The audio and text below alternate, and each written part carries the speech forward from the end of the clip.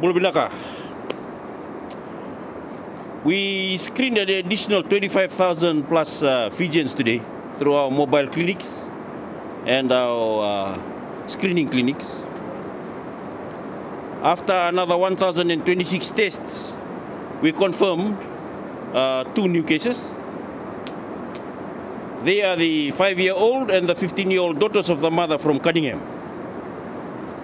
Both cases were confirmed in isolation. Their first tests were negative. That means they do not pose a risk to the public and bear no implication on our existing program of contact tracing. I have spoken before on the life or death importance of Fijians of all ages adhering to the protocols we've established. And I can now give you a concrete example of why that is so important and how serious the risk is. The entire family of the person in Cunningham who contacted COVID-19 have also contacted the virus. That's 7 household members in total. Let that be a lesson on how transmissible this variant is and how vital it is that the measures are followed by everyone. These measures don't just protect you, they protect the people you love, they protect your neighbors, they protect everyone you might come in contact with. We've nearly done 24 hours of lockdown in Subwa and Nosori. This is not only the most drastic health measure in our toolkit, we are hoping that it is the most decisive. We generally prefer more targeted measures and will be able to implement them once we have a handle on the chain of transmission. Right now, the lockdown is the prescription that Subwa and Nosori need. So in better times, when we understand the chain of transmission better, we usually target the lockdowns. We say, okay, lockdown only in one area, not on others. Okay?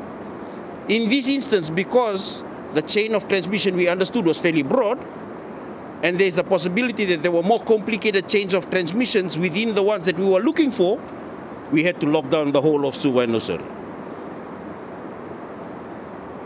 As I mentioned yesterday, there were 877 contacts. I go back a bit. I want to assure everyone that your time at home is being put to good use in terms of saving lives. My teams are making most of this opportunity to trace and test high-risk contacts of the existing cases and to break this chains of transmission before they become unmanageable and they consume the country. As I mentioned yesterday, there were 877 contacts of case 113, the garment factory worker. And they were split between 2 factories, Landhurst and Mark 1 Apparel. Our lockdown got off to a very wet start last night, which did appear to hinder our contact tracing and swabbing throughout Subwa and Nosori. But we have rapidly made a lot of ground. We've identified all 877 contacts of case 113. These are individuals who traveled with her in the same bus or who worked with her in close proximity. Of the 877 close contacts, 833 have been screened and swabbed. That's about 95%. 477 have tested negative. And the rest of the 350 or so samples will be tested overnight. All primary contacts will be retested during the mandatory 14 days of quarantine, which begins from the last contact with our case. More samples have been received from today's contact tracing. Tomorrow we will know whether or not our testing reveals that the lockdown will arrive at its scheduled conclusion at 0400 hours on Monday morning. To ease the economic hardship of the lockdown, trucks carrying about 5,000 food packs were loaded and shipped around the Subwa and Nosori lockdown zone before sunrise today, before sunset today. They are currently making deliveries, runs to families with genuine need for food and supply. So essentially we've got a stockpile of food. One of the problems that we're having with terms of distributing the food too is the weather. but we will get there. We know where to deliver them, and tomorrow I'll come up with, there's a group of us who will come up with a better program to try and ensure that as much of the food packs get to those who need it as possible. Our COVID-19 food ration hotline went live this morning. We received 100,000 calls as of noon today. However, I was disappointed to learn that several members of same households inundated the number with calls. So sometimes in some families you had 5 people in the family and all 5 of them ringing for one package. We were clear yesterday, food is to be distributed on a household by household basis.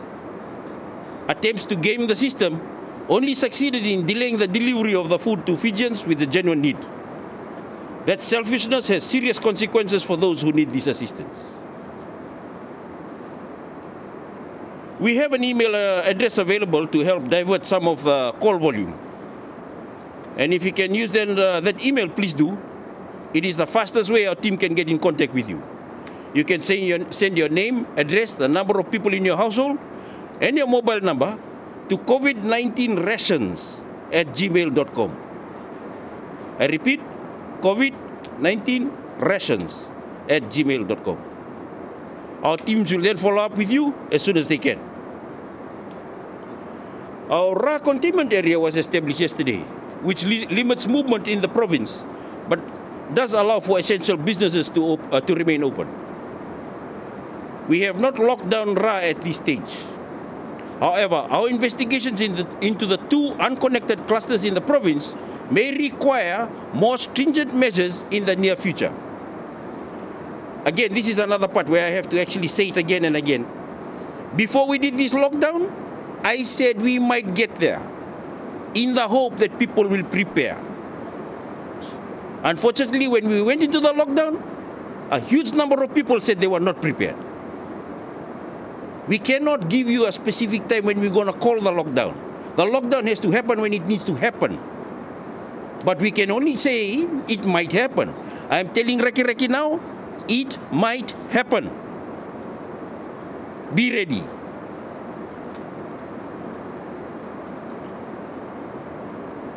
For now, Fijians within that containment area in Ra should be on high alert. Anyone outside of their home should be treated as a potential COVID-19 positive patient.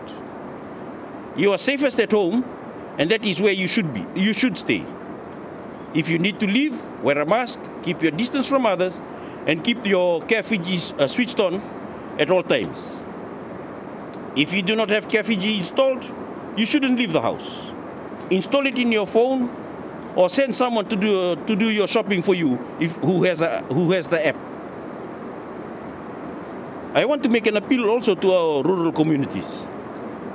I think sometimes we think our remoteness can protect us, but remoteness provides no protection when people are circulating throughout the country.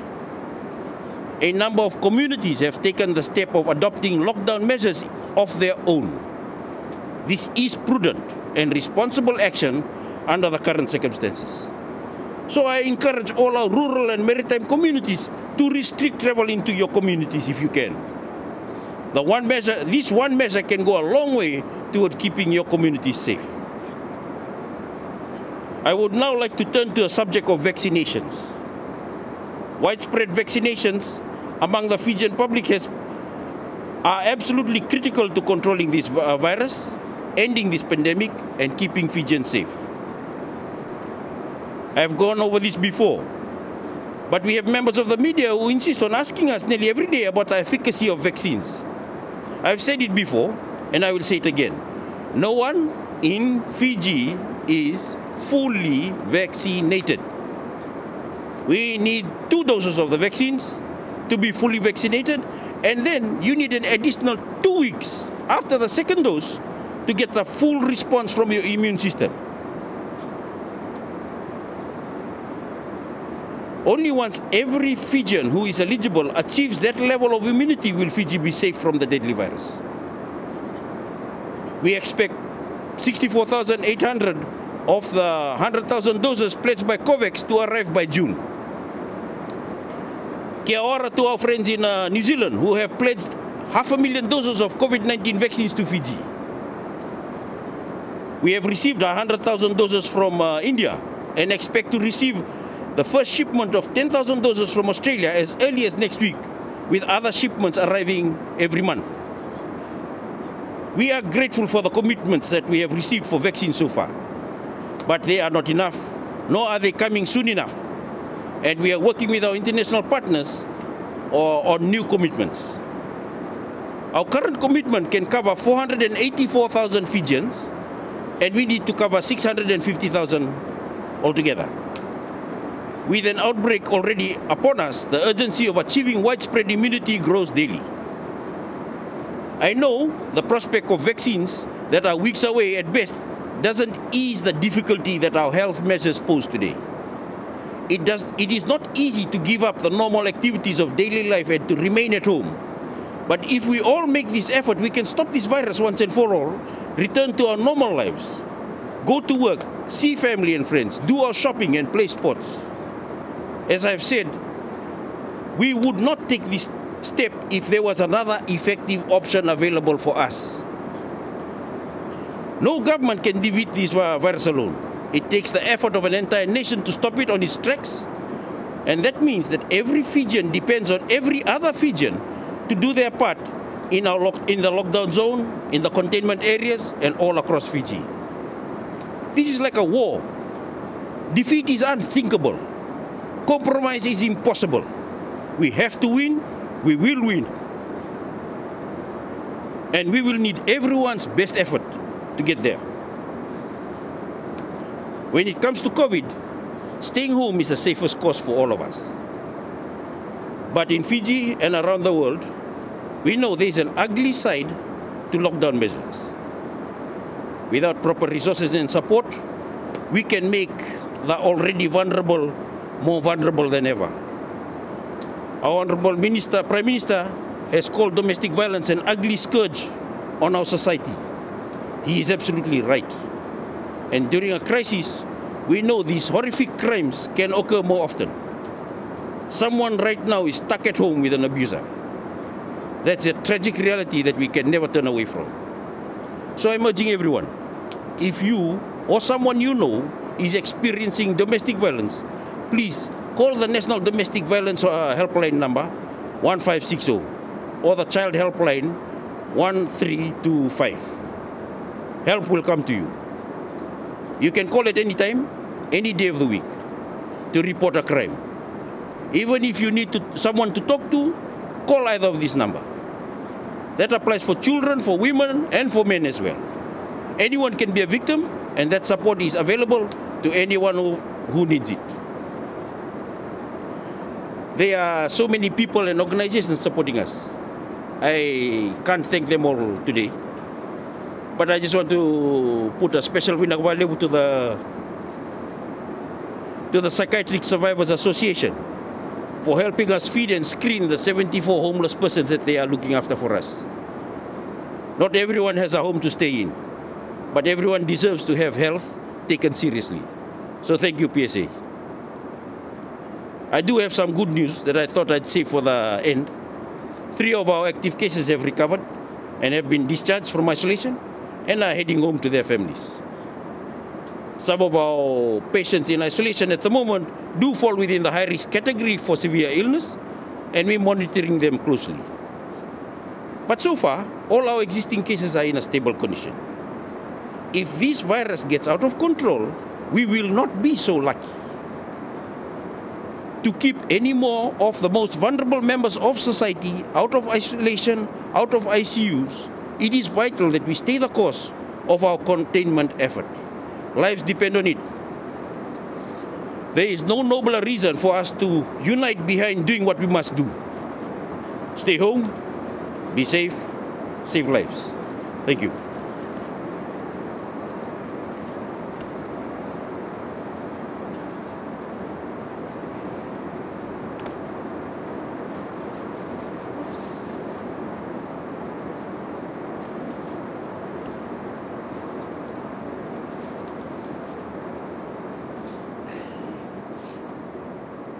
Thank you. So as announced by the Permanent Secretary for Health and Medical Services, we have 2 new cases to report. I'm not going to go over those cases again, but just to give you a recap. So we've had 2 new cases and there have been 3 recoveries. This means we now have 49 active cases in isolation. 16 are border quarantine cases, 31 are locally transmitted cases, and 2 are under investigation to determine the source of transmission. So in total, Fiji has had 119 cases, 68 recoveries, and 2 deaths since our first case was recorded on March 19th of 2020. A total of 52,040 COVID-19 laboratory tests have been conducted, with a daily average of 802 tests per day over the last 7 days. And our weekly average has been 3,485. Testing, of course, has increased in line with the response to this outbreak, with 1,026 tests conducted over the last 24 hours. Our overall test positivity is 0.2%, and our daily 7-day average daily test positivity is now at 0.6%. Thank you. Shanil here from Fiji Village. Thank you, Dr. Fong. Dr. Fong, can you just provide us an update of the contact tracing of the Lautoka and Andi containment area, and of course the Makoi soldier and the Ra men? You had mentioned earlier that they had travelled extensively. The Lautoka containment zone. Oh, okay. First, the Lautoka and Andi containment zone. Yes, okay, from the update that we have received so far, everybody who attended the funeral in Tavakumbu have been screened, they've been swabbed, and they will be swabbed at least 3 times. I mentioned that, I think, previously, that we will be screening through that group at least 3 times. There is a group, what we call the amber group, that surrounds them. You got a red zone and then you got a amber zone around. That will be screened at least twice. And that actually includes almost all of Lautoka. Okay? Right now, I can assure you that we have got almost all the swabs that we require from that funeral event, out of which we have picked out the Cunningham. Cunningham is the only one that has gone. We were worried about the Moturiki, and we're still waiting for the final testing of the Moturiki group. Because the Moturiki group have to finish 14 days before we can have one final test, before we can say, okay, right, there's no more that has gone out of the Tavakumbu area. Okay? If that data verifies itself by the 14th day, there is no other new cases. And if there is a positive case, the positive case is an uncomplicated positive case. Like uncomplicated means that we can easily close it down. That means that we do not have to do any of these big kind of measures. I would say that's the same thing, that's the same rationale we're using right now with regards to the 877. That is the contact of the government worker. It's the same discussion. So we're going to run some more tests tonight, get the results. And then if there is a positive, we try and work out how easy it is to contain that positive. And based on that type of data, we can make decisions as to whether whether our lockdown can be more targeted, or should we stay as we are, or should we extend some more. Okay, so both Lautoka and the super containment area are like that. The person you said had extensive travel, yes. That's been something that is still under an investigation. We do have most of his travel history sorted out. I just don't have the data to share it with you. Okay, it's just that his extensive travel, it does mean that I have to work out who was a close contact. But those that were immediate contacts of his, we have got them down. It's just the potential casual contacts around that we are trying to investigate a little bit more.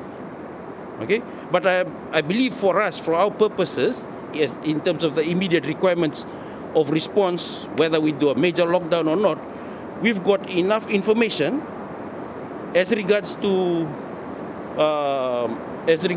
the soldiers' movements to say that most of our issues relate at the moment to the government factory as a worker as being the one that has the bigger concern than that one. Okay?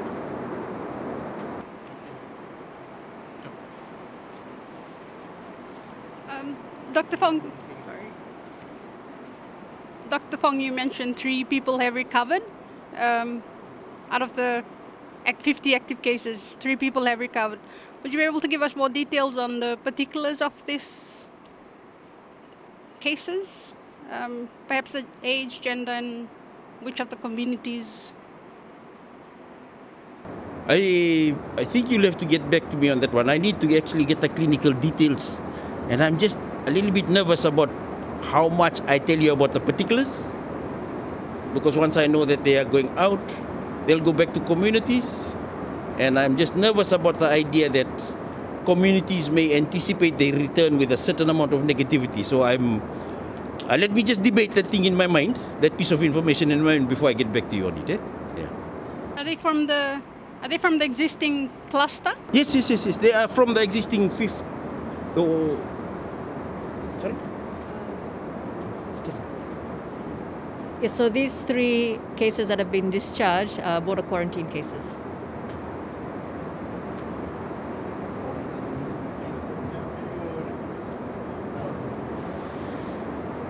I'm sorry, so the 3 that have recovered are former border quarantine cases that have recovered. Would they have the same variant, B1617? Some of them do. One of them hasn't been typed yet, but they're border quarantine cases. So they're cases that traveled in from overseas and tested positive in border quarantine.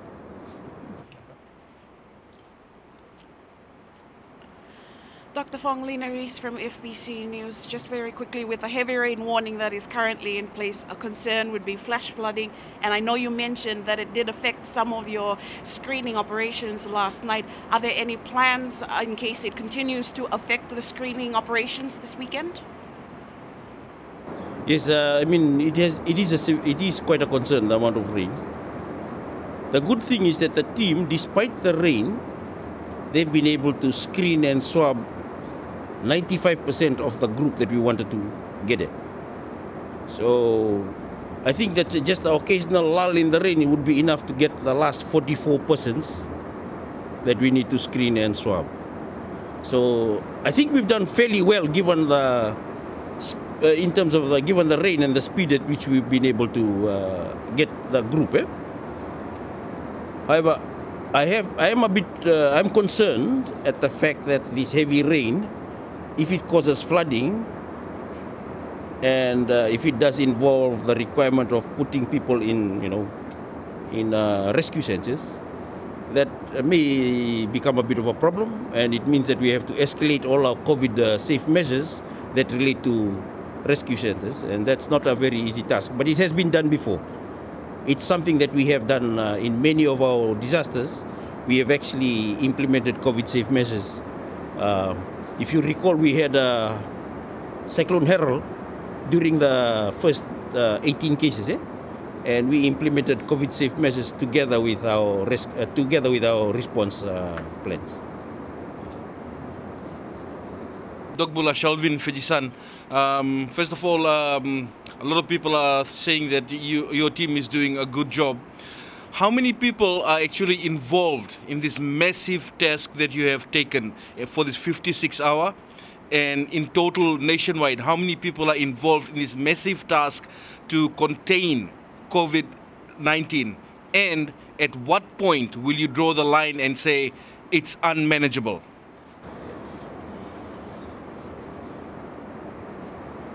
I think the numbers is massive, because one of the groups of people that we owe a lot to is our military brothers and sisters.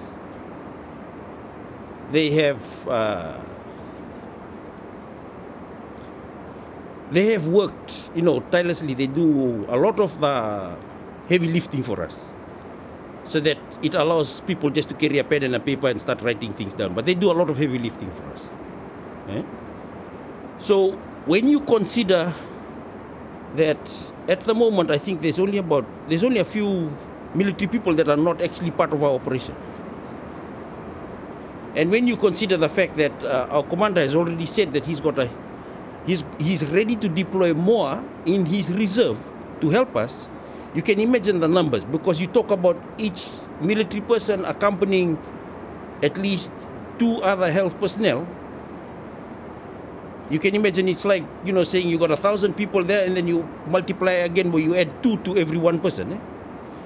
I don't have the specific numbers for you, and I can pull those specific numbers to you. But I think the point, the gist of what I'm trying to say is that it's a huge number. It's a huge operation. And at what point will you say it's unmanageable? Usually it's at the point where you have community transmission, and when you study the context, you require, you know, you have, like, for example, you just have too many 877 pockets around that are too far spread out. It's that point that you begin to start to get worried and you say it's unmanageable. But having said that, our response so far, when you take the opinions of those who matter and look at the way we work, especially with regards to WHO and all the experts, they have commended us that our response goes far and above what is usually done by many other countries. And that's something, you know, some countries, they wait until they get about 100 cases and then they start doing what we're doing. My wife works in Mongolia, and she was making fun of me because she said, you people only got less than 50 cases, you're already doing all those measures. Because she understands, she works for WHO, she understands, you know, the scale of the response that we are doing is way more than what is usually done. But we do because we understand this place. So we are not there yet? No, we're not there.